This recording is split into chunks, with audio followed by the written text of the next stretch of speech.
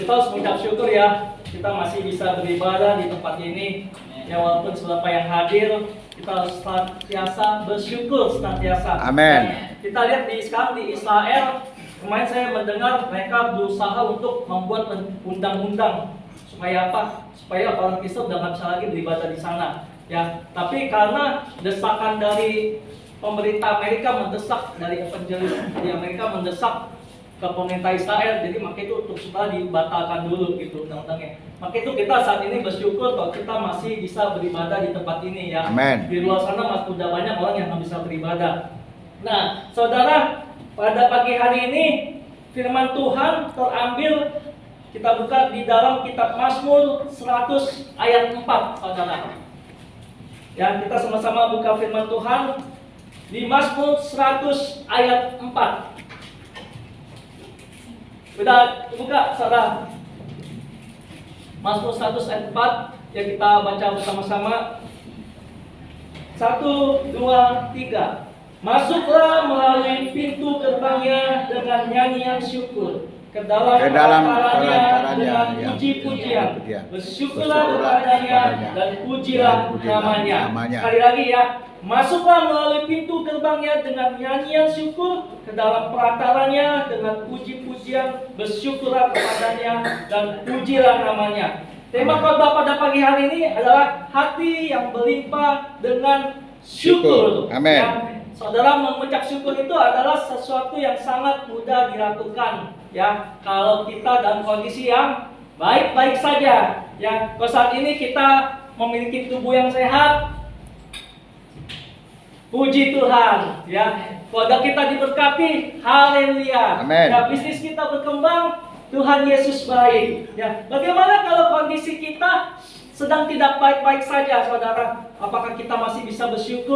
Apakah kita masih bisa bilang Tuhan Yesus baik? Ya, itu nggak mudah, saudara. Ya, mengalami sakit penyakit yang terus menerus bertahun-tahun, nggak kunjung sembuh, keluarga berantakan, anak narkoba, yang bisnis bangkrut, meninggalkan banyak hutang, ini membuat orang stres berat. Ya, stres berat itu nggak enak, saudara. Tapi saya melihat di tempat ini sepertinya nggak ada yang stres ya. Semuanya tersenyum semua, lebar. Amin. Jadi puji Tuhan, kalian ini adalah orang-orang yang berterima kasih sama Tuhan, yang mengucap syukur senantiasa. Kalau saya melihat orang yang stres, saudara, kalau kita lihat di rumah sakit jiwa itu orang pada stres semua. Ya, orang sakit jiwa. Terus orang yang masuk ke ruangan konseling, mukanya tuh udah pada nggak enak dilihat. Ya, mukanya masam, lesu, kusut, ya mati nggak mau, hidup pun juga enggak, ya. Jadi seperti nggak ada pengharapan. Jadi kalau kondisi seperti itu susah untuk orang mengucap syukur, ya. Maka itu banyak orang, artis-artis di Korea itu banyak yang bunuh diri, ya, karena stres berat, saudara. Tapi kita harus percaya di dalam firman Tuhan, kita harus percaya firman Tuhan itu ya dan amin. Ya, apa yang dikatakan oleh firman itu ada kekuatan yang menuntun hidup kita. Amin. Kita bisa melihat di dalam kitab 1 Tesalonika 5 ayat 16 sampai 18. Ya, saudara, di 1 Tesalonika 5 ayat 16 sampai 18, demikian bunyi firman Tuhan, bersukacitalah senantiasa, tetaplah berdoa dan mengucap syukurlah dalam segala hal. Amen. Sebab itulah yang dikehendaki Allah di dalam Kristus Yesus bagi kamu. Di dalam penderitaan kita, apapun yang kita alami, saudara, kita harus tetap pegang 3 hal ini. Ya, bersukacita senantiasa, tetap berdoa, dan mengucap syukur. Kalau kita 3 hal ini kita bisa lakukan, kita akan keluar sebagai pemenang, saudara, di dalam menghadapi sebuah masalah. Ya, Pak Pendeta, saya sudah umur 30 tahun. Ya, dan 30 tahun saya masih belum menemukan jodoh saya. Pak Pendeta berkata firman-Nya, bersukacitalah senantiasa, ya, tetap semangat, ya, perjalanan hidupmu masih panjang, kau nggak boleh menyerah. Nah, 10 tahun berlalu, ketemu lagi Pak Pendeta, saya sudah umur 40 tahun, masih belum menemukan jodoh saya. Pak Pendeta bilang, tetaplah berdoa, jangan berhenti berdoa, Tuhan pasti beri yang terbaik atas hidupmu. Ya, 10 tahun lagi ketemu. Udah 50. Wanita itu bilang, Pak Pendeta, saya umur udah kepala 5, ya, saya udah melakukan ikutin saran Pak Pendeta, saya sudah bersukacita, sesudah tetap berdoa, tapi Pak Pendeta itu bilang masih ada satu yang kurang, yaitu mengucap syukurlah dalam segala hal. Itu yang dikehendaki Tuhan dalam hidupmu. Jadi yang mau saya katakan, mau kita mau punya jodoh, mau tidak, mau hidup kita susah, mau senang, kita harus tetap mengucap syukur, saudara. Nah, itu yang penting, itu yang Tuhan senang dalam hidup ini. Jadi kita harus bersyukur, saudara. Ya, apapun yang kita punya, muka kita misalnya pas-pasan, saudara. Ya, muka saya pas-pasan, begini Cina ya. Tapi kita tetap harus bersyukur, ya walaupun muka pas-pasan. Kita lihat banyak orang muka pas-pasan, ya suami muka pas-pasan tapi istrinya cantik-cantik ya. Jadi kita harus bersyukur itu, ya Tuhan itu adil. Ya walaupun hidung pesek, hidung mancung, harus tetap apa ya bersyukur. Mau hidung besar kecil, ya, kita juga melihat Tuhan itu adil. Ya. Suaminya hidungnya mancung, istrinya hidungnya pesek, semua adil ya. Tapi itu semua yang Tuhan ciptakan baik. Ya, kita harus bersyukur. Kita punya dompet, tapi kita nggak punya isi uang, ya bersyukur juga saudara. Jangan dulu, ya.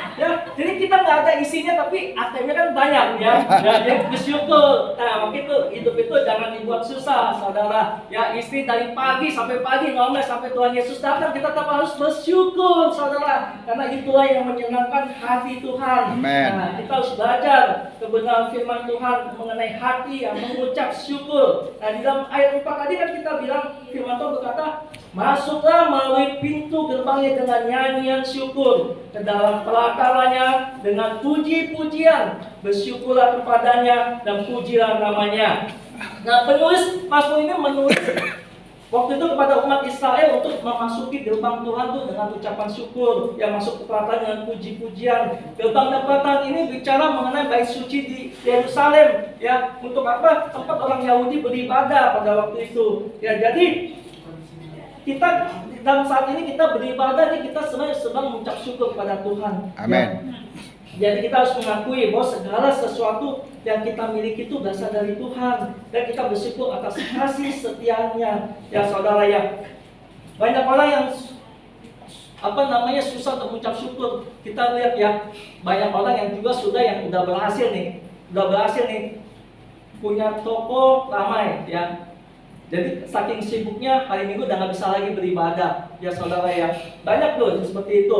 Juga banyak orang yang sudah berhasil, udah punya segalanya, dia udah punya rumah pribadi, mobil pribadi, istri pribadi, WC pribadi, udah punya semuanya. Tapi nggak bisa lo mengucap syukur loh. Dia udah malas juga ke gereja. Banyak seperti itu, saudara. Banyak. Ya.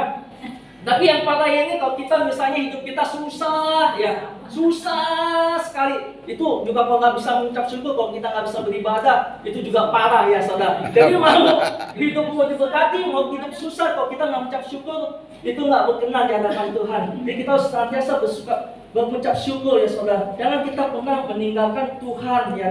Jangan pernah kita meninggalkan ibadah kita di rumah Tuhan.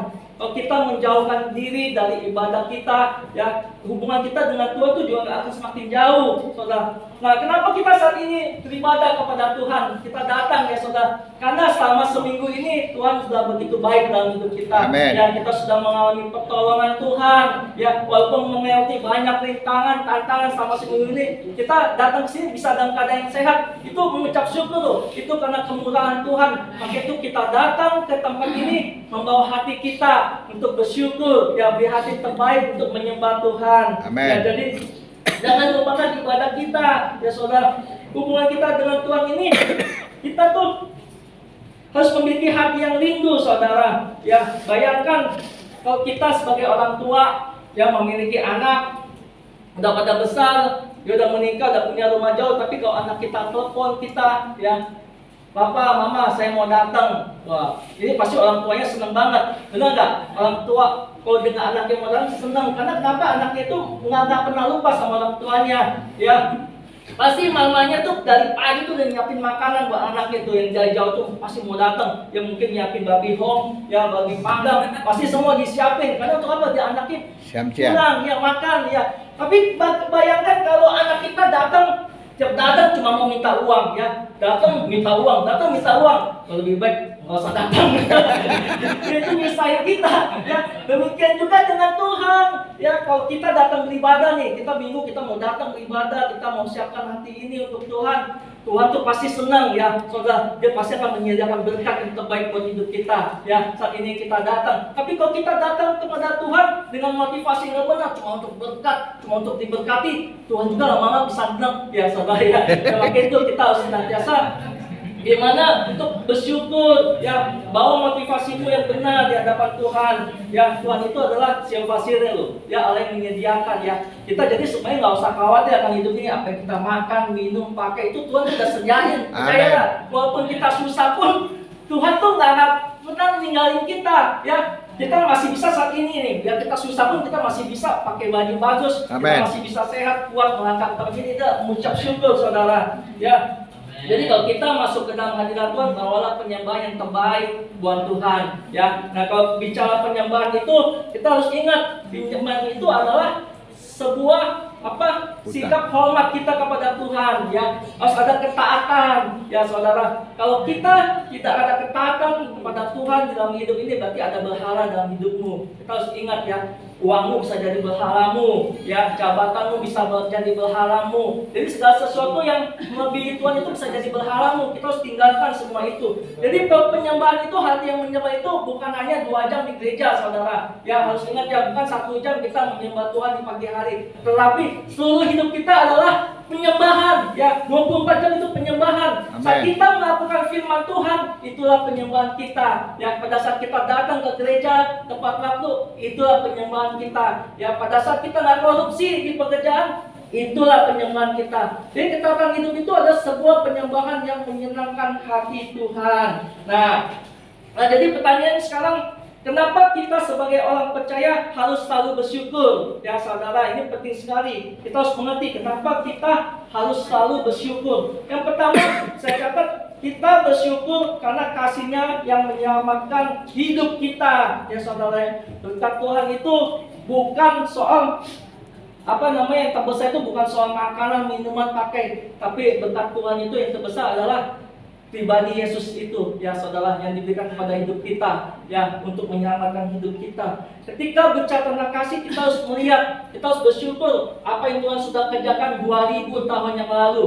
Dia yang adalah Allah mengambil rupa seorang hamba, menjadi sama seperti manusia, dan di dalam sebagai manusianya itu dia merendahkan diri dan taat sampai mati di kayu salib. Itu kita bersyukur, saudara. Apa yang Tuhan Yesus lakukan di atas kayu salib, Dia menebus dosa kita sehingga kita dipulihkan, ya, kita layak, kita bisa merasakan kasih Bapa, ya. Dia melakukan semua itu karena kasih, maka itu kita harus bersyukur. Kasihnya itu kekal, sempurna, nggak bisa diukur dengan apapun yang ada di dunia ini. Jadi nggak ada di dunia ini manusia manapun mau mengorbankan anaknya ya untuk menembus kesalahan orang lain, tapi Tuhan mau. Dia raja yang punya bumi ini, dia mau datang ya untuk turun ke dunia untuk mati untuk menebus hidup kita. Ya, jadi kita bersyukur.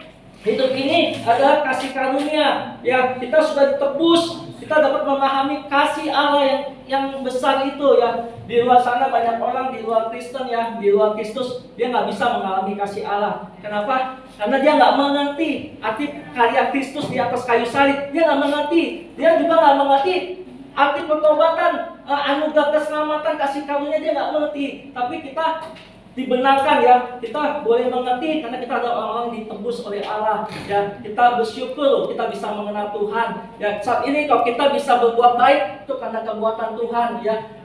Kita berbuat baik itu bukan untuk diselamatkan, harus paham ya saudara ya. Kita berbuat baik itu karena Tuhan sudah menyelamatkan hidup kita. Ya, jadi kita harus bersyukur senantiasa ya, kita hidup dalam kasih karunia. Kasih karunia itu apa? Kasih karunia adalah pemberian Allah yang tidak selayaknya diberikan kepada kita ya, karena kita nggak pantas menerimanya. Jadi kalau ada seorang pembunuh ya, dia masuk penjara, dia menerima hukuman yang setimpal dengan perbuatannya, tapi kalau dia dibebaskan ya, dia nggak dihukum, malah diangkat jadi anak, terima warisan. Nah, itulah kasih karunia. Demikian juga kita saudara ya, kita itu orang berdosa loh. Kita seharusnya mati binasa, kita memperoleh penghukuman yang kekal ya saudara.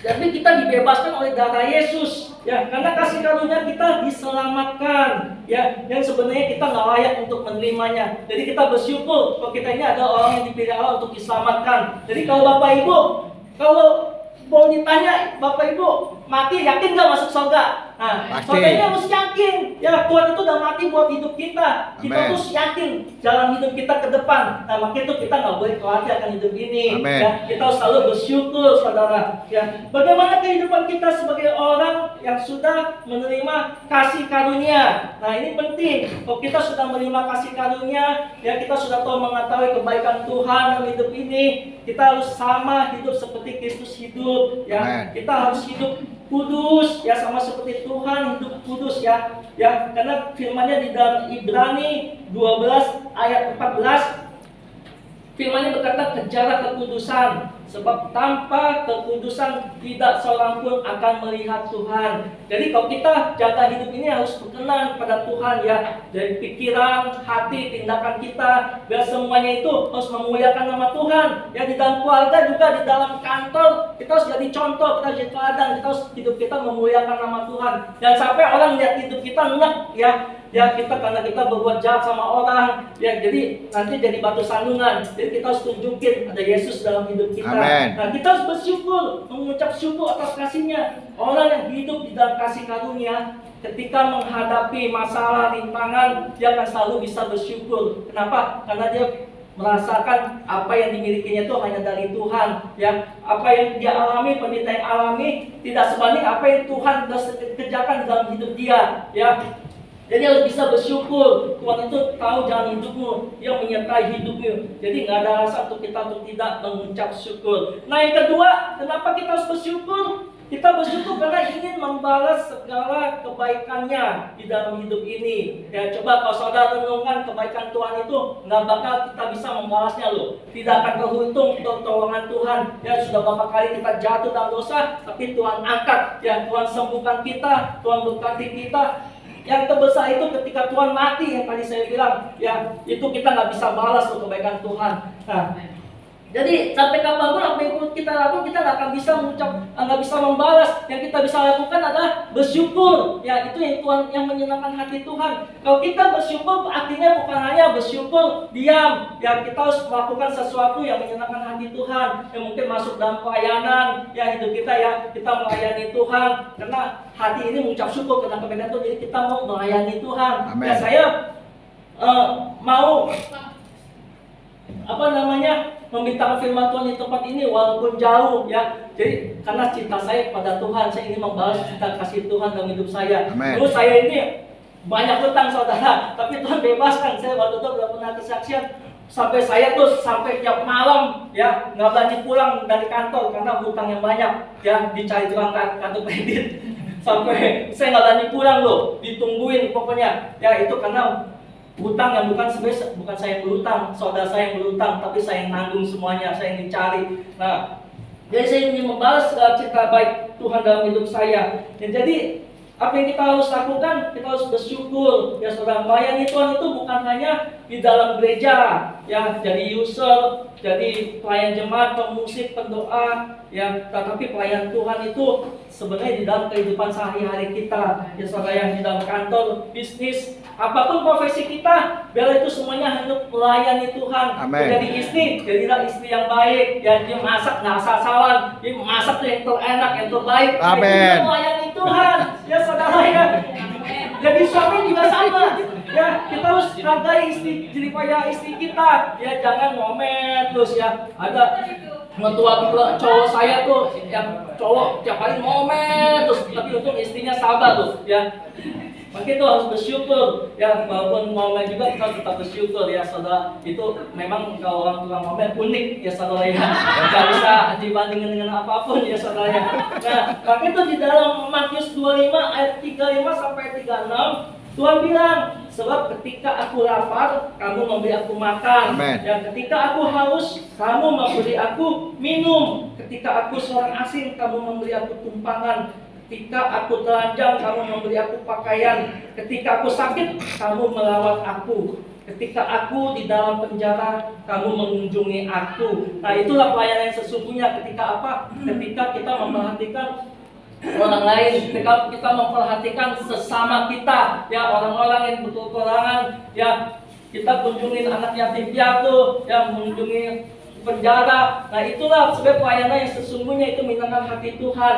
Ya. Yang ketiga, kenapa kita bersyukur? Kita bersyukur karena di dalam ucapan syukur ada kekuatan yang memampukan kita menghadapi situasi yang sulit. Ya, jadi di dalam bersyukur itu ada kekuatan. Ya, supaya kita bisa menghadapi segala penderitaan. Ya, firman Tuhan mengatakan kita harus lihat ya tokoh Alkitab yang memberi contoh yang baik mengenai ucapan syukur, ya, yaitu si Ayub. Ya, kalau kita perhatikan kisah dari si Ayub, ya, kita baca dari Ayub bagaimana dia bersyukur walaupun mengalami penderitaan. Ya, saudara ya. Kalau kita lihat Ayub itu adalah orang yang saleh hidupnya, ya, dia takut akan Tuhan, hidupnya benar. Kalau kita lihat secara manusia nggak mungkin dia ada masalah, ya, karena Tuhan pasti memberkatinya. Tapi Tuhan izinkan loh dia masuk dalam penderitaan. Kita lihat ya penderitaan Ayub, ada 7 penderitaan, saudara. Kalau saya catat, yang pertama, Ayub kehilangan 500 pasang lembu dan 500 keledai betina karena dirampas orang Sheba. Nah, itu jadi dia kehilangan harta yang banyak. Bayangkan 500 pasang lembu. 500 pasang lembu itu banyaknya bukan main ya, saudara ya.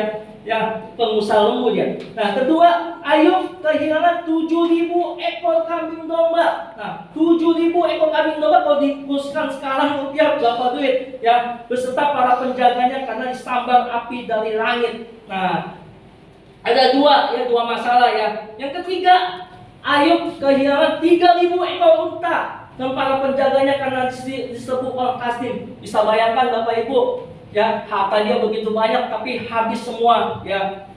Nah, yang keempat, yang tak kalah pentingnya ini penderitanya, Ayub kehilangan 7 putra dan 3 putrinya sekaligus. Jadi bukan hanya harta yang habis, anaknya semua habis juga. Nah, perhatikan baik-baik nih.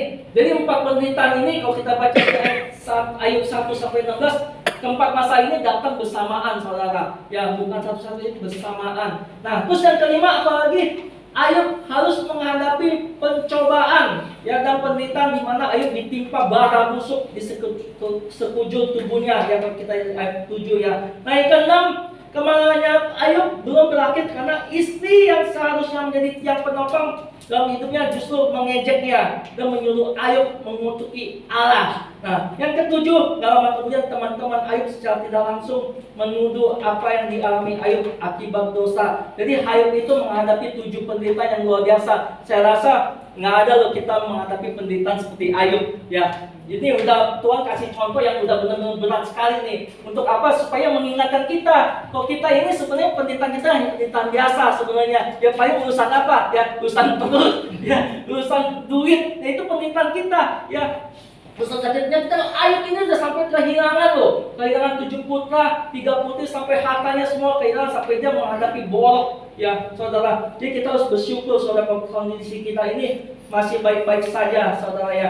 Nah, di ayat 9 istrinya berkata kepada Ayub, ya, masih bertekunkah engkau dan kesalehanmu, kutukilah Allahmu dan matilah. Nah, istrinya aja sampai sebel banget kan, suruh Ayub mengutuk Tuhannya, ya. Tapi bagaimana kita lihat respon Ayub di ayat 10? Tetapi jawab Ayub kepadanya, engkau berbicara seperti tuan buang gila. Nah, ini seperti tuan buang gila. Nah, oke itu. Nah, terus dibilang, apakah kita mau menerima yang baik dari Allah, tetapi tidak mau menerima yang buruk? Nah, ini respon yang baik sekali dari Ayub, ya.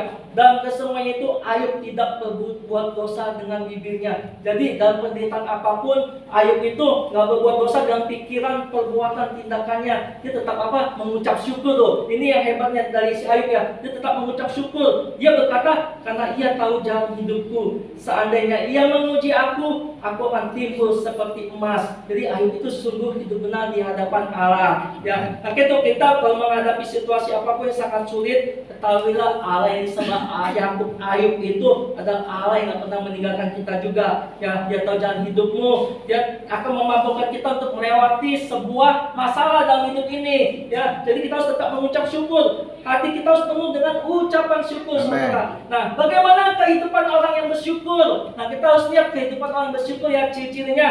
Orang yang bersyukur itu akan tahu berterima kasih dalam hidupnya, ya, saudara ya. Terima kasih Tuhan buat penyertaan-Mu, buat nafas hidup, buat kesehatan, ya buat segalanya dalam hidup ini, buat keluarga, pelayanan. Jadi kita menyadari bahwa semuanya itu hanya dari Tuhan, ya saudara. Ketika kita mengalami kesulitan dan keuangan, ya nggak bisa dipungkiri, banyak saudara kita, teman kita mungkin menjauh dari kita. Kenapa? Karena takut ya saudara, takut kita minjem uang. Ya itu udah pasti dipungkiri dimanapun ya saudara. Jadi kalau kita menghadapi seperti itu, lebih baik kita duduk di bawah kaki Tuhan, ya minta andalkan Tuhan, jangan mengandalkan mereka yang kadang akan mengecewakan. Benar saudara. Jadi kalau kita mengandalkan Tuhan, kita harus percaya Tuhan itu pasti punya 1001 cara untuk menolong kita. Amen. Ya Tuhan itu pasti akan bisa pakai siapapun untuk membantu kita. Ya saudara harus percaya itu. Jadi kita harus selalu mengucap syukur, ya kita harus tahu bahwa Tuhan itu udah baik dalam hidup kita. Sampai kapanpun kita nggak bisa balas segala kebaikan Tuhan. Jadi kita harus tahu mengucap syukur, berterima kasih padanya. Cara kita berterima kasih gimana saudara? Ya jangan malas berdoa, ya itu menunjukkan bahwa kita berterima kasih sama Tuhan. Jangan malas baca firman Tuhan, jangan malas ke gereja, ya kasih persembahan buat Tuhan yang terbaik, ya layani Tuhan. Nah itulah cara kita mengucap syukur sama Tuhan, berterima kasih sama Tuhan, ya saudara. Yang kedua, ciri orang yang bersyukur yaitu memiliki hati yang tulus mengasihi Tuhan. Ya di dalam Yohanes 14:15. Jikalau kamu mengasihi aku, kamu akan menuruti segala perintahku. Perintahnya apa saudara? Kasihlah Tuhan Allahmu dengan segenap hatimu, jiwamu, kekuatanmu, dan akal budimu. Dan hukum yang kedua adalah kasihlah sesamamu manusia seperti dirimu sendiri. Nah, kalau kita mengasihi Tuhan, maka kita juga harus memberikan yang terbaik buat Tuhan. Apa yang kita punya, talenta kita, pikiran, tenaga, mari kita pakai untuk memuliakan Tuhan. Ya, jadi juga selain itu Tuhan bilang kasih kita untuk mengasihi sesama kita. Jadi bukan hanya di ucapan saja, tapi harus ada tindakan nyata. Kalau melawan kita, memukul kita, kita harus mendoakan mereka ya, dan kita balas ya. Kita harus tahu bagaimana mengasihi mereka ya. Jadi orang yang bersyukur itu akan selalu mengingat kebaikan Tuhan atas hidupnya. Kalau Tuhan sudah mengasihi hidupnya, maka kita juga harus mengasihi sesama kita. Nah yang ketiga, bagaimana ciri orang yang bersyukur? Yaitu memiliki hati yang memuji Tuhan. Nah dalam kondisi apapun, orang yang bersyukur itu akan selalu memuji Tuhan. Karena dalam hatinya itu muncul puji-pujian. Ya, karena ada sukacita yang memancar dalam hatinya. Maka itu dia setiap waktu memuji Tuhan. Dimanapun, di kamar mandi, mau waktu dalam perjalanan ke kantor ya, di motor, hujan-hujanan tetap memuji Tuhan. Amen. Nah itulah orang-orang yang bersyukur. Ya saudara, kita belajar dari Daud bagaimana dia mengasihi Tuhan. Ya, di dalam Mazmur 119 ayat 104 mengatakan 7 kali dalam sehari aku memuji Engkau karena hukum-hukum-Mu yang adil. Jadi Tuhan Daud itu memuji Tuhan setiap hari, setiap waktu dengan apa? Dengan kecapi, dengan gambus, ya, dengan ceracap, ya katakan. Dia saat dia menjadi raja pun dia tetap menyuruh orang lain untuk bermazmur, ya, untuk menaikkan puji-pujian di hadapan tabut Tuhan dengan gambus kecapi. Jadi Daud itu dengan hati yang mengucap syukur, dia penuh dengan pujian kepada Tuhan. Ya, jadi saudara, orang itu harus mengucap syukur, itu pasti memiliki hati yang penuh pujian, saudara ya. Ya kalau istrimu ngomel, mengucap syukurlah senantiasa, saudara. Sekali lagi ya, kalau istrimu ketika marah, bilang Tuhan Yesus baik, ya, Tuhan Yesus baik, ya.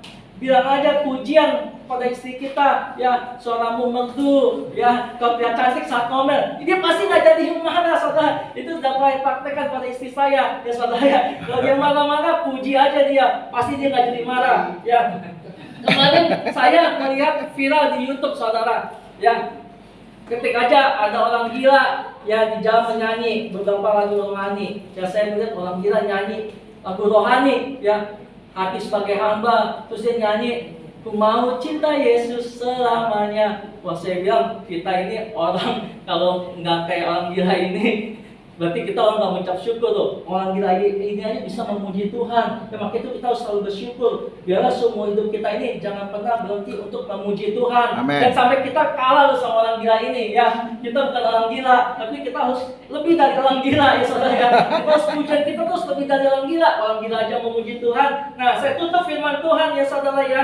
Saya tutup, ketika kita mengalami sesuatu yang tidak enak di dalam hidup ini, Tuhan kita memiliki respon yang benar, yaitu tetap mengucap syukur. Amen. Jadi apa yang kita miliki saat ini harus kita syukuri, saudara. Kita bersyukur masih punya rumah yang layak, walaupun sangat kecil. Di luar sana banyak orang nggak punya rumah, saudara. Kita bersyukur punya keluarga yang baik. Di luar sana banyak yang keluarganya hancur berantakan. Kita bersyukur masih bisa pelayanan dengan tubuh yang sehat. Di luar Amen. sana banyak yang sakit-sakitan nggak bisa melayani Tuhan. Jadi hidup ini harus selalu mengucap syukur, saudara, karena itulah yang menyenangkan hati Tuhan. Tuhan Yesus memberkati, saudara. Yuk, pemusik kita maju, kita menyanyikan satu lagu ya.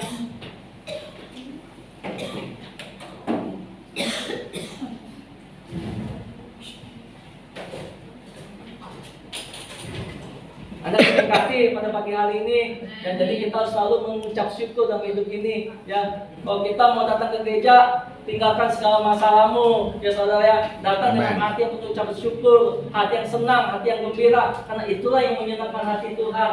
Yuk, sesuai dengan Mazmur 104 ini, masuklah melalui pintu gerbangnya dengan nyanyian syukur. Kita lalu memasuki gerbangnya ya, bisa nggak? Lalu bilang. Ya, dengan hati bersyukur, halamannya dengan pujian.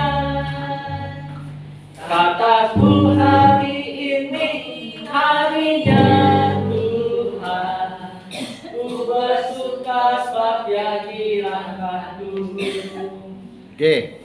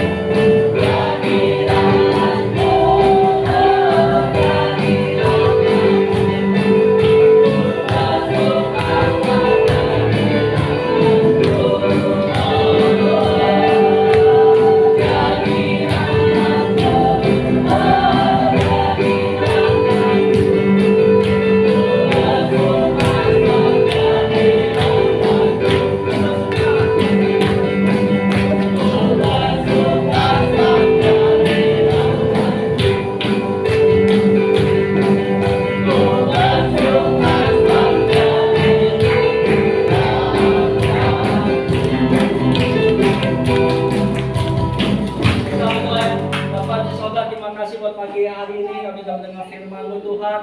Ampuni kami Tuhan, kalau kami masa ini masih kurang bersyukur Tuhan. Hidup kami pulang dari tempat ini kami memiliki hati dengan pujian akan Tuhan. Kami bersyukur senantiasa atas hidup ini, karena hidup ini hanya sementara. Hidup ini ada titipannya Tuhan, apa yang kami punya semuanya milik Tuhan. Terima kasih Tuhan, Kau sungguh baik. Berkati jemaat-Mu yang datang pada hari ini dengan masalah apapun Tuhan. Kau berkati, Kau ambil masalahnya, Kau cabut masalahnya Tuhan, dan Kau berikan jalan keluar ya Tuhan. Terima kasih, Kau sungguh baik Tuhan. Kau sungguh baik dalam hidup kami, dan kami ada orang yang mengucap syukur Tuhan. Terima kasih Tuhan. Dalam nama Tuhan Yesus kami sudah berdoa dan mengucap syukur. Haleluya. Amin. Amin.